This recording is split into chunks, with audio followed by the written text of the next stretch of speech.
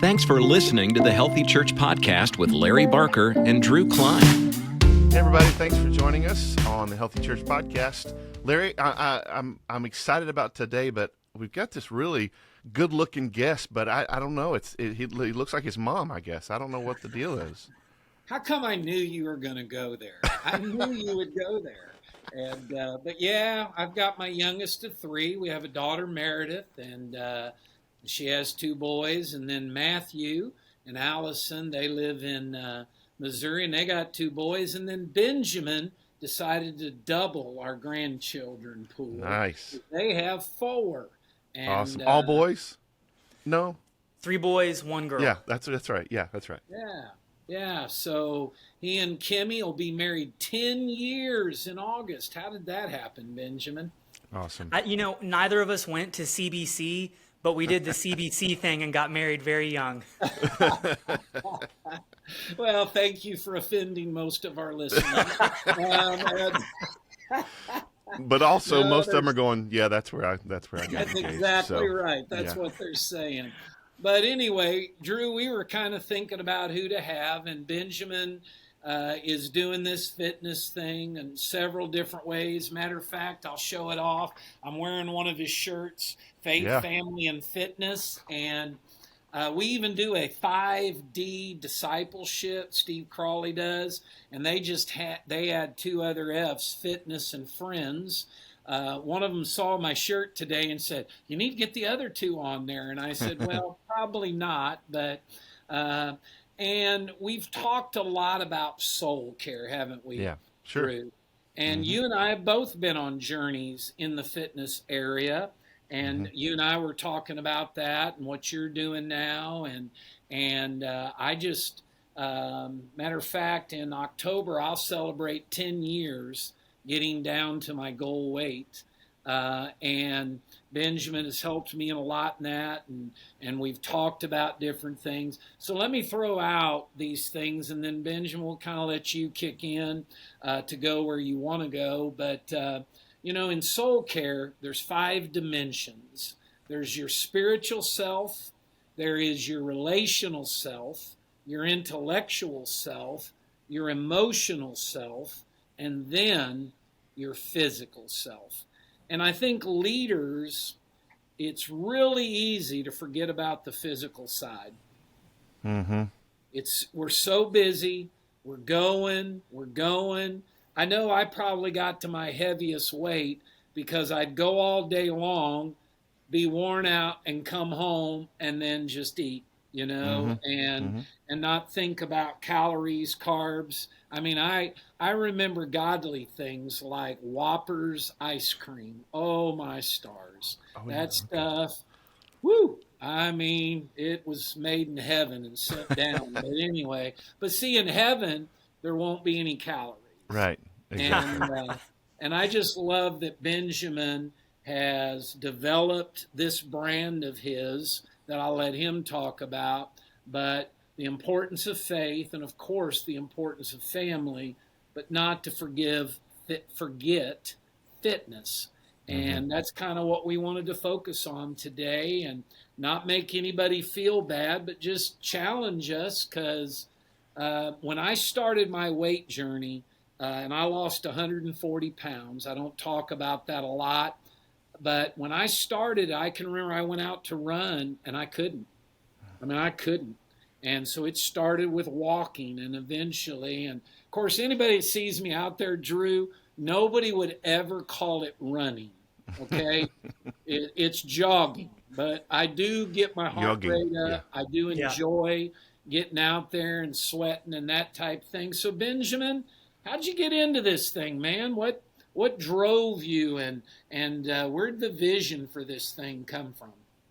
Well, Drew, you probably know this about my dad, how invested he is in his kids, and so had a big hand in getting me in sports when he was pastoring in Oklahoma, and then his dedication to let me stay at the same school, and he was commuting back and forth between Arkansas and Oklahoma so I could finish sports, and I just kind of fell in love with the fitness side of things and getting to work with athletes on pursuing their goals. And it's just a lot of fun. And there's no accident how I have it listed on that shirt that it's faith, family, and fitness, that faith obviously comes first. And I thought of a verse from Paul that challenges me. I think people fall on the spectrum one of two areas. We're either all in on fitness and probably not focusing on faith enough, or working hard on our faith and we forget about the physical. And I do think there's a happy medium in there. But this challenged me with how I'm into fitness. It says, for physical training is of some value, but godliness has value for all things, holding promise for both the present life and the life to come. So one, I do want to note that Paul said there is some value in physical training. So let's just throw that out there. But faith does come first. Yeah. Hey, I got to Drew, confess something real quick, go ahead. Larry. So when I saw that Ben was going to be with us, and of course I know Ben a little bit, and I know what he does, and I just thought, I'm so glad I haven't given up yet. That was the only thing on my mind. I'm like, I'm so glad I can have this conversation as one of three people who are physically active, at least this week. That's been sort of my story, is just like up and down and up and down. But that's the first thing I went. I was like, hey, I got up this morning. I did my 2 miles. I'm trying. I'm doing my best. Hey, that's awesome. That is So anyway, awesome. yeah, I had to confess I'm that. proud of him, Benjamin. I am. We might need Ben on every week so that we can, so I can keep this accountability going. I don't know. Absolutely. I had the benefit of growing up with a dad who was a pastor, and I think a lot of people from the outside looking in who don't have a family member who's a pastor or who are not a pastor, we assume like they preach on Sundays and then they just hang out. Just lay around all week. Yeah, they lay around the rest of the week. But I think people don't realize the spiritual warfare that's going on, the funerals, the hospital visits, getting calls all hours of the night. And that's why it's easy, I think, to let your fitness slip. But I was looking at a study from the University of South Australia and one from Harvard. And, it's easy to get down, I think, when you're burdened with spiritual warfare. And they found that exercise was 1.5 times more effective at combating depression than counseling or the leading medications. Wow. Hey, That's Benjamin, incredible. you and I talked a little bit about this while you're on the study. And they've also come out that if you want to combat Alzheimer's as best you can, that exercise is very important. Isn't that correct? Huge. Yeah, Wow. huge. Yeah, and That's I'm incredible. kind of there, so I'm focused on that. Yeah. That I want to keep active in exercise. Yes. And I think what happens is, I think it's just like one reason I've always related to Paul is because how much he talks about discipline. And that's what's made getting into scripture easier for me, is because I relate it to exercise. Like, I know in order to reach my goals in fitness, I have to stay disciplined and do it daily. And it's the same with the Bible. And so I think that'd be an easy way for pastors to understand exercise, is if they're disciplined in their Bible, you do the same thing with fitness. And it doesn't have to be complicated. I think lots of times it's the same with the Bible. We think we have to have this amazing plan. But I remember I had a guy tell me when I was young, I was struggling getting to the Bible, and he was like, Ben, just read it. Like, no expectations. Don't overthink it. Yeah. He's like, just read it. And I heard my pastor recently say, he said, if you want to hear God's voice out loud, read the Bible out loud. And I just love that. And so the same for you, Drew, like getting in your 2 miles this morning. I was reading, and Dad, I know you know all these stats. It was something like that Jesus during his ministry walked like 3,000 miles. Is that right? Yeah. Yeah. Yep. And his ministry was it 18 months or 3 years? 3 years. So that means he averaged walking 3 miles a day. Yeah. And it's very simple. You don't have to have this amazing exercise plan.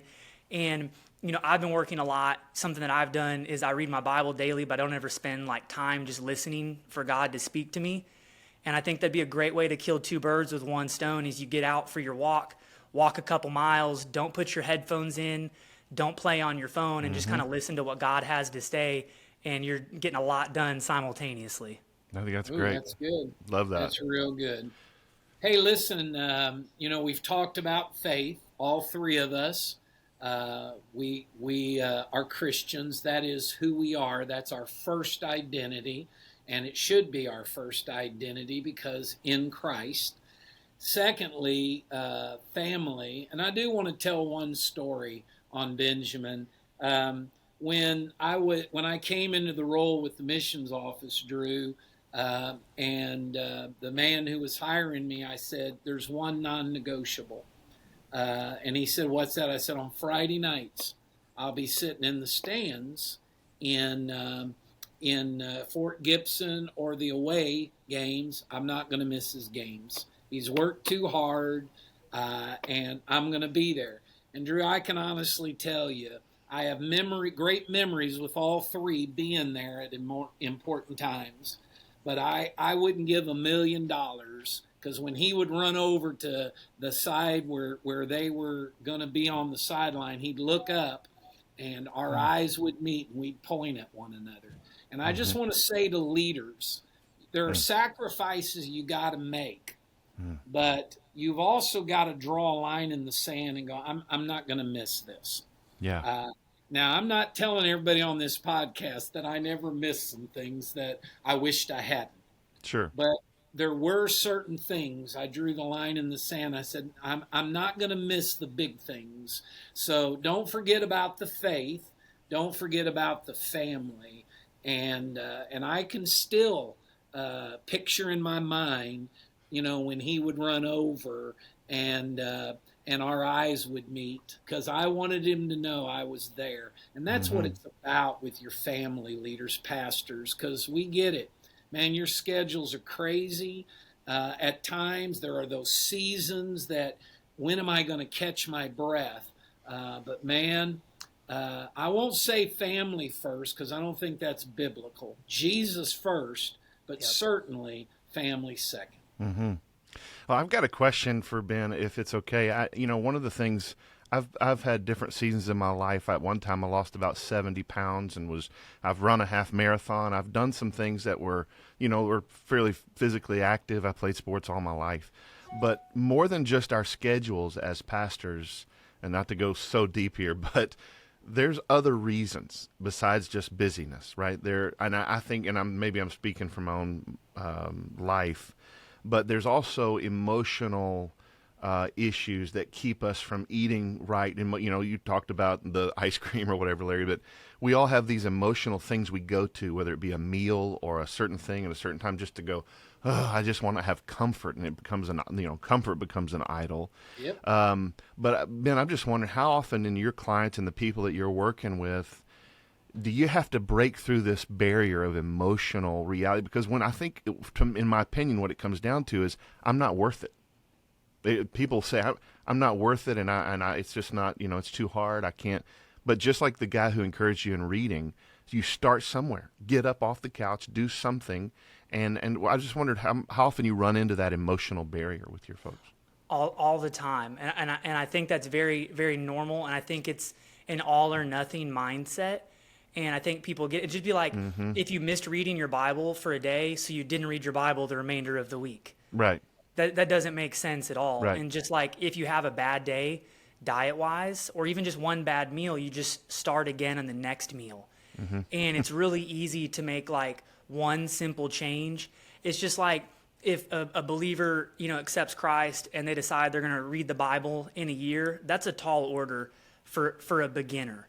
Whereas if you just decide, I'm going to read, a chapter a day or one Proverbs, that's easier to stomach. And it goes the same way with diet. So for you, like if somebody's drinking like 7 Dr. Peppers a day, cut it down to 5, and that's a win. And then over time, it kind of snowballs. If I remember right, when my dad started, he had a big chunk to go, and he basically followed the Atkins diet, and he started walking. He didn't go into the gym for 90 minutes or 2 hours. He walked, and he did the basics. And actually, before I went total Atkins, I just cut out bread and sweets. That's where I began. I just said, I'm going to cut out sweets, and I'm going to cut out bread. And then after I did that the first year, when I started the next year, that's when I went totally Atkins. Yeah. Yep. And I think, Drew, a big thing is we talk in fitness about knowing your why. And so wanting a six-pack is not a very good why. That fades. Motivation fades on that. But I think about when you put it in the perspective of, I'm going to live longer, I'm going to live healthier, that extends your ministry, and your time with your family. And that's a pretty big why. Yeah, it's huge. Well, and I'll just add this little point. I know Larry's got some things, but the other day I've been on a month in on this round, so to speak, that I'm so happy I'm still going this morning. Yeah. To have this conversation. But I noticed about a week or two in, of course, I'd lost 8 or 9 pounds at that point, and coworker, we were at lunch, and I ordered my lunch, kind of along the lines of what you're talking about, and my coworker said, just give me the same thing he had, and I looked over at him like, what are you doing? I mean, I said, are you doing this? He goes, yeah, we're doing this. He and his wife both wanted to join me, and all of a sudden it became a leadership reality. Like, I can do better from my life, and as I even begin to make choices for my own life, it motivates other people and inspires other people. So then I'm going, I can't quit this. I got other people that are looking and are inspired by this. We've got to move forward and do better. I love that.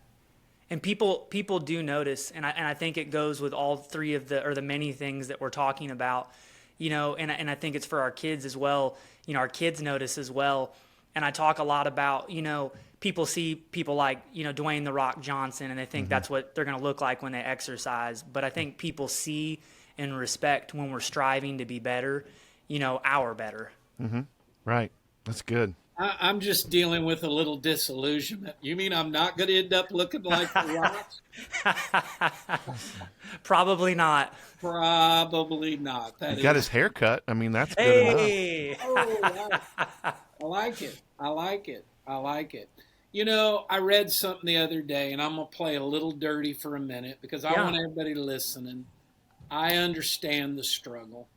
I lost several times. Benjamin might have been a little young, but when we first went to Romania, I lost a bunch of weight, not as much as I did the last time. Got to Romania, got off of, a system of being disciplined, and I just want you to know it's an ongoing battle. It doesn't end. It's every day. It faces you. You got to keep saying no. You got to remain disciplined. But I do want to say this about the leadership issue. If we speak to people about particular habits, they're going to look at us and about, well, what about that addiction to Twinkies? What about that? I mean, it's just a reality. And again, man, I don't want any of us, especially me. Shelby, sometimes those listening that don't know who that is, that's my wife and Benjamin's mother. She'll lean over and she'll go, you need to remember when you were there. Because if you're not careful, you forget, and I don't want to forget. And I want us to be gracious and merciful. We're not here to condemn. We're here to help. And I love, Benjamin, your mindset. Man, you got to start somewhere. What does that look like? And I started drawing particular parameters, borders, for me. I don't want to eat after 6 o'clock at night, if at all possible. Just things like just small steps and things that you want to do. So, Benjamin, talk a little bit about, because I know you do, it's not just exercise, it's diet. What are some things that you would say to people in addition to what you've already said overall, the whole spectrum? Yep. So diet's a big one. And then we were on Alzheimer's earlier. A big thing that they're talking about in research now is the effect that simple carbs have on your chances of getting Alzheimer's. So basically, like the more sugars we eat, not necessarily like whole wheat bread, things like that, but we're talking like ice cream, candy, soda, the more we eat of that, our chances of Alzheimer's grow. And then just from a weight standpoint, like that's an easy way to cut out calories and get healthier is by cutting out the things that you probably already know you should cut out. And cutting those things out is just a simple way to start small. And then a big one for men, like pastors, a good thing about us down in the South is we like protein. And protein is a good thing. Meat. And so in order to keep things simple, like the biggest thing I have my clients do is track your protein, increase your water intake, and loosely track your calories. You don't have to be too big on that, but if you're eating more protein, it makes it harder to eat the things you know you shouldn't be eating. And that's just a simple, easy way to see a little bit of progress. Mm-hmm. Yeah, and talk a little bit about, because you know what I've done in the area. For example, I'm not going to eat anything with sugar. I'm just not, except if it's natural. Yeah. I mean, grapes have sugar in them, but it's natural. Now, is anything you can do too much of, and I get that. But talk about replacement a little bit if you can. Talking like fruits versus sweets. Right. Yeah, exactly.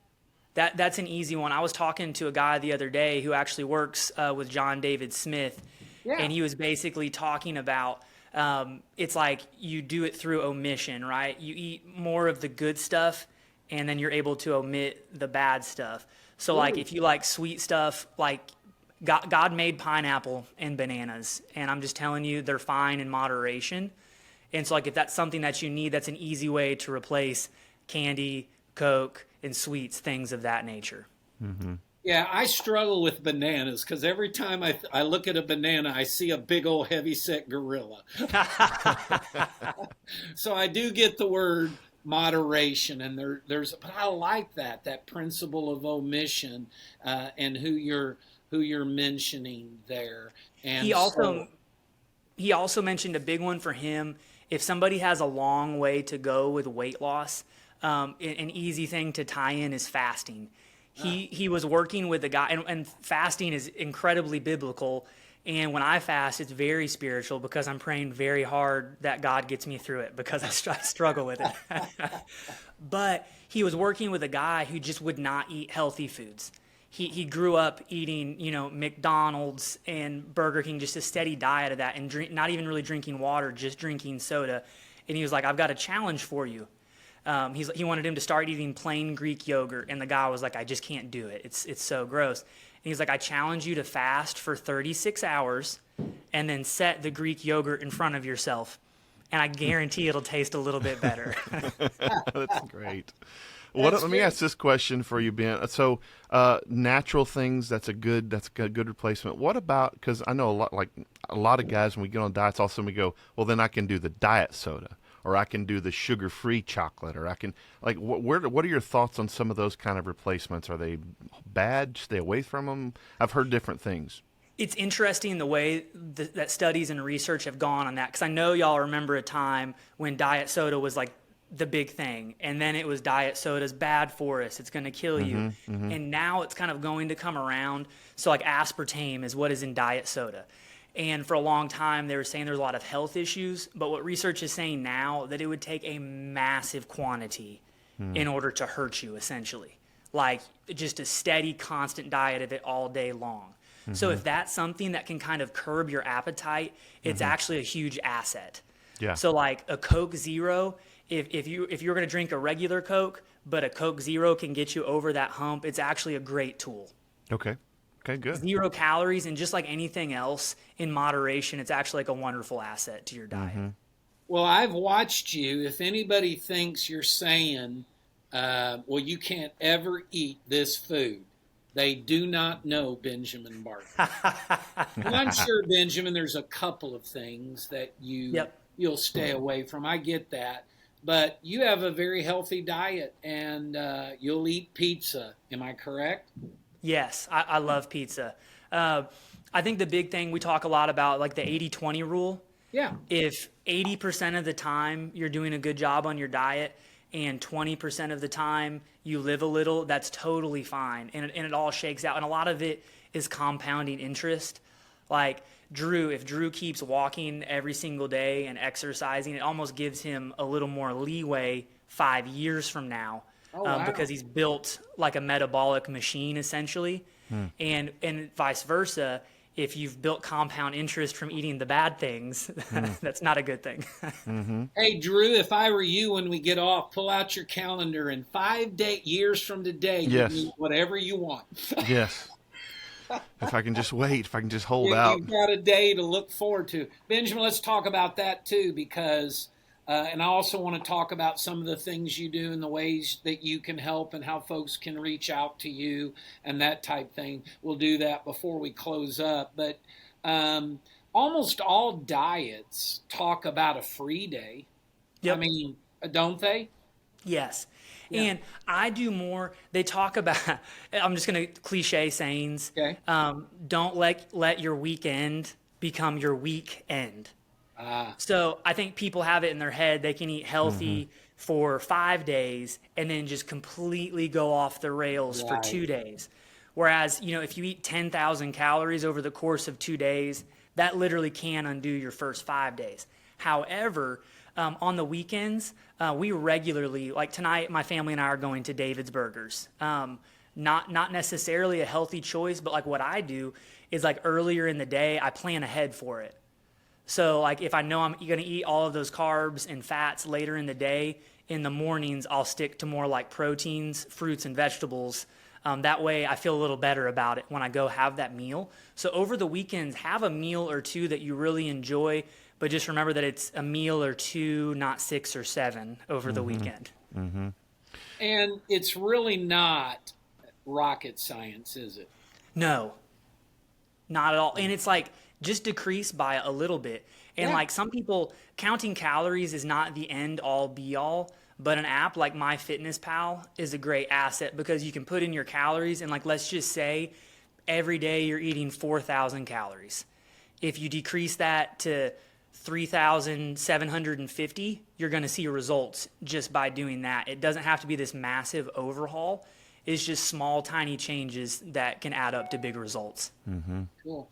Okay, I got one other question, and Drew, kick in with anything else. Talk a little bit about intermittent fasting, because you made the comment to me one time. You said, Dad, you were doing that before it was cool. Yeah. Yeah. And so there is a little bit of so intermittent, the word intermittent means you do it at random. Yeah. So how people are doing it now is a little bit skewed because they're doing they'll fast for 16 hours and they'll eat for 8. Intermittent technically actually means that it's done at random. So you can kind of pick your poison at how you approach it. But there are a lot of health benefits to intermittent fasting. For instance, like your blood sugar. They even say, like for men, it helps with human growth hormone, which is good for helping us decrease fat and increase muscle mass. And then honestly, it's just a great way to decrease your calories. Because if you're eating for less hours, that gives you less time to eat more. And I think it's one of those things that you find what works for you. Because like what my dad has done would not work for everybody. That's true. But it's worked well for him. And like what I do has worked well for me. And so I think you've got to find a plan. And just like for Drew, what Drew is doing may not work for my dad, but it works for him. So it's like you experiment a little bit. And it's like you have to enjoy what you do, or at least has to be bearable. Because like say you take on a plan that's absolutely miserable, it might work really well, but if it only lasts for 3 weeks, that's not sustainable. So you make those small changes that you can adhere to long term, and that's where the magic happens. And I got to say something before I forget as well. Okay. Some of the notes that I wrote down are like the practical implications of fitness, because my dad and I have been talking a lot about, and he's been having me read this book, Disciplines of a Godly Man. And we've been talking about, what can be like an idol in our lives. And I realized that fitness, can become an idol, and we can become too invested in that. But at the very least, having a good baseline of fitness, I remember since my dad has, achieved a higher level of fitness, we've served in like 2 devastating tornadoes.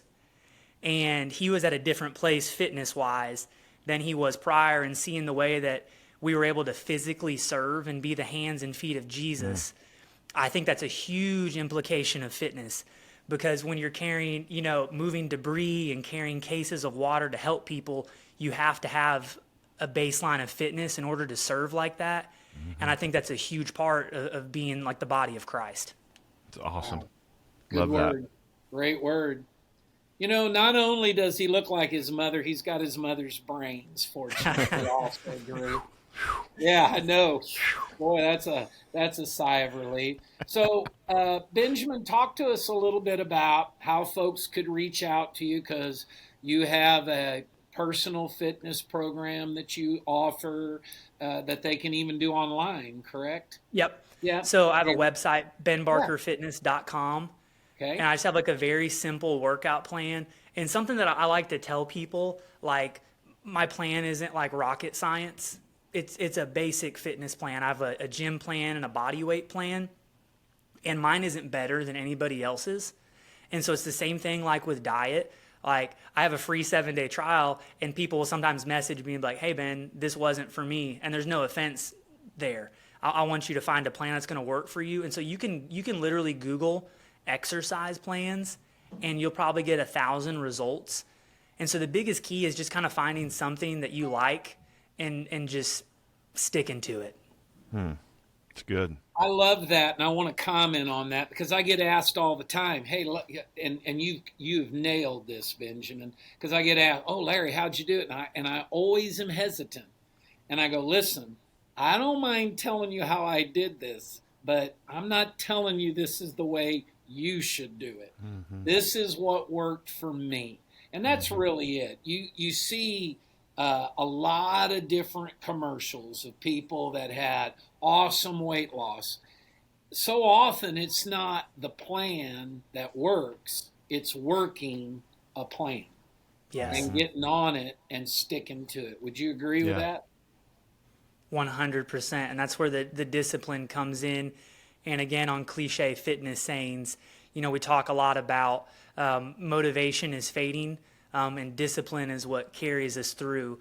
And so if you kind of go into it with the mindset that, sure, on January 1st, you're going to be very motivated, but just go into it knowing that after a few weeks, that's going to go away. And you just got to get in the habit and stay disciplined with it. Mm-hmm. That's good. Yeah, that's real good. Hey, Benjamin, I just want to go on record. I got to say it because we always have fun. Thank you for wearing a shirt today. I really appreciate it. You never thank me for wearing a shirt, I guess. And trust me, you need to thank me for wearing a shirt much more than you need to thank Ben for wearing a shirt. Oh, I get it. That's funny. But just the other day, he was out doing his honk for reps thing that he likes to do for Neighborhood Alpha Dad, and I'm getting text messages and contact from friends saying, "Hey, I'm praying for your boy." That came from Brian Shepard, by the way, Benjamin. Oh, Brian, I love Brian. He's Brian. A good dude. But anyway, hey Drew, we can't see you, dude. Uh-oh, not sure what happened. Hey, can you still hear me? Yeah, we can still hear you. Okay, Ben, I was just going to ask, I know you've got some social media things as well. Anything, would you want to give us any of those handles or anything, or is it just go to the website? So social media handle is at Ben Barker Fitness, and that's on most platforms, Instagram, Twitter, all of that. And I've been challenging myself to I usually post mostly about fitness, but to get my faith out there more as well, because that's kind of my platform to reach people. Yeah, it's good. Baptist pastors are often the butt of a joke when it comes to fitness and eating and potlucks and all these things. So as different men and women are listening, what would be the last thing you would say? Just encouragement for, to start somewhere, to do something. You've given us some great ideas. Walking is the most underrated exercise. And I think it's so easy, like the Geico commercial is so easy a caveman could do it, you know? And that's it. Start with something. And one of my biggest things, when I first started my website, I wrote an article called Just Start. And I think a lot of people have great plans and good intentions, but if you don't act upon it, you don't get anywhere. And I love the quote, action alleviates anxiety. Take action. It can be very small, start counting your calories, go for a walk. And the beautiful thing, it takes the snowball effect. If you just get started and do it no matter what, it'll grow as you go. And I love to start without a plan and kind of figure it out as you go. Yeah. Well, and I found that discipline begets discipline. Like when I begin to do something discipline oriented and physically, I spend more time in prayer. I spend more time. It just kind of turns on the discipline machine in your life. And so I just want to give an encouragement, Larry, I'll let you close this, but an encouragement to pastors and leaders who are listening, because you are needed. and your ministry is needed. Your family needs you. We need you out here for a long time doing the work that God has given you. So just make some small changes to see something better in your life. And you never know who you're leading and in what opportunity you may have to inspire people who are watching. So, Larry, I'll let you close the show today, if you will. Well, I'd be happy to. And you got any questions, as Drew reminds us, be sure to email us at Healthy Church Podcast. Info at healthychurchpodcast.com. There it is. There you go. And reach out to us, and we'd be happy to answer any questions. And the last thing I'd say is the importance of an encourager. And Benjamin has been a great encourager to me, always noticing and saying, and you need those people in your life. So get started, like Benjamin said, but then have a support team. That will encourage you and uplift you and cheer you on, it's kind of cool. I cheered him and Matthew from the stands when they were playing football, and now they're cheering me in ways, and that's what you got to look for. Get started, and you'll start seeing those improvements in how you feel. And don't get discouraged. It'll go slow at first, but I like how he said it begins to snowball. So this is just an encouragement to you, because we care about you guys. And I think all of us, and where my journey began was based on this. I wanted to finish strong. I just wanted to finish strong. And so thankful for it. Hey, buddy, I love you, man. I sure do. And thank you for joining us. Yeah, I love you too, man. Drew, Beautiful. Thanks for having me. Thanks, man. Appreciate you, man. Take care. Yeah, you too. For more information and other resources, go to healthychurchpodcast.com.